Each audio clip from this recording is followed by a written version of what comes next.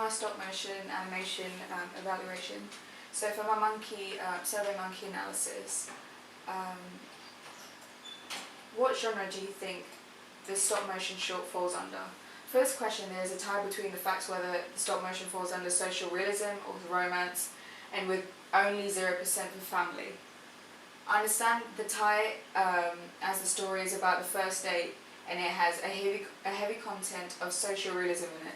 So fusing both genres together, the film will be perfect fit under romantic social realism.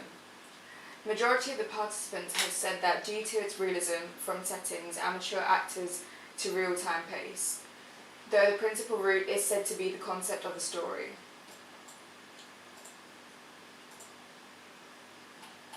So, from this list of qualities, which best fit the main character? For this question, 44% of the participants have said expressive, and same percentage for professional, with only 1 put down for analytical.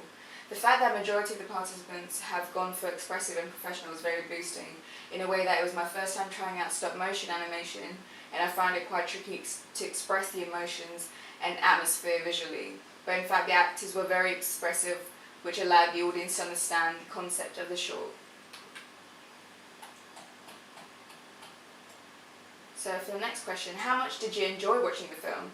For this response I received from the participants were mostly positive, with the majority voting 4 stars, so that's 66.67%, with one of the participants voting 3 stars and 2 put down as 5 stars.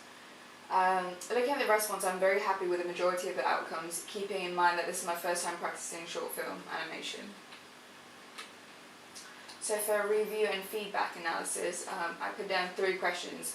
So, were there any specific techniques you enjoyed or didn't very much like? Did you spot any camera juddering in places? And the third one, appearance of the film. So, cinematography, lighting, and how it creates a particular kind of effect. So, the first participant has said that for the first question, the answer is very narrowed down and precise. The fact that Josh has said the type of animation I have decided to go with to pitch my film was a good idea. Camera juddering is seen when the boy came up to the door. This is because of the actor's height, and setting up the camera on the tripod created quite a bit of trouble, though the main problem relied on the camera, since every time I would click the button to take a still image, and if I do it with more force than necessary, it naturally bounces and sends vibration all over the camera, causing it to judder and at times lose out of focus. During the editing stage, I was really worried about the drastic changes in lighting. This is due to the use of natural light, as I would have had no other way to control the light when it came to the outdoor scenes. However, I've been getting several positive remarks for this question, and how the lighting has added a reality touch to the short film. Using different settings has also helped to enhance the reality of the short and made it look presentable. The second participant has said, similar to the first one, Kieran enjoyed the use of stop motion animation and the way it flowed with the story. This is the type of response I was anticipating for, because even if it's my first time experimenting with stop motion animation, I didn't want to create a product that didn't make sense. But adding a slow moving summary music helped set this atmosphere of the story, and has really helped to bring out the root of the story. Out of all the feedbacks, Kieran's the only one who seems to see no evidence for any camera juddering in places. And for the final questions, he has said that the range of shots utilised fitted really well with the short, and the natural lighting is well thought out throughout the whole film. The third participant has said that she enjoyed the use of photography stop motion animation, and each of their actions specified precisely what was taking place in the film. In the short, the trickiest part was when the main actor was trying out makeup for the first time, and I had to take a picture of her each movement, or else it would have looked really jumpy and would have affected the flow of the film.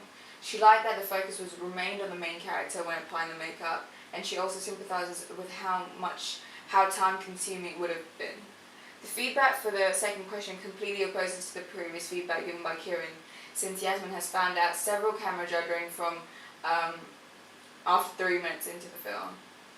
And as the director of the film, I too feel that several camera juggling can be seen from that point and onwards. The fourth feedback also states that he prefers the use of photography stop motion animation, which is great since it's giving my film a major plus point, and the fact that everyone enjoys it